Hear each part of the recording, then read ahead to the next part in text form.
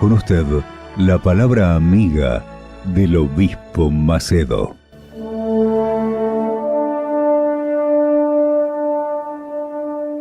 Si usted honra a Dios, a partir de ahora, si Él no le honra, yo dejo de predicar el Evangelio.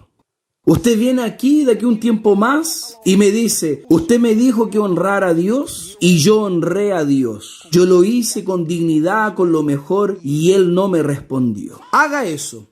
Haga una prueba con Dios. Oh Dios, yo quiero ver si eso es verdad. Yo quiero ver si lo que está escrito fue el Señor quien lo habló o fue una invención del ser humano. ¿Cómo es que yo voy a saber? Yo solamente voy a saber cuando usted cumpla esto acá. Si el Señor cumple lo que está escrito, determinado, ahí yo voy a saber que fue el Señor quien lo dijo. ¿Entendió? ¿Entiende lo que estoy hablando?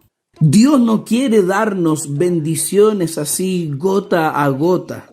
No, así una bendición hoy o mañana otra bendicioncita, el mes que viene otra bendicioncita y usted va viviendo así, bendición en bendición. Amigo, Dios es grande, mi amiga y mi amigo. Dios, Él es grande. Dios, Él es grandioso. Nosotros no tenemos la capacidad, nosotros no tenemos condiciones.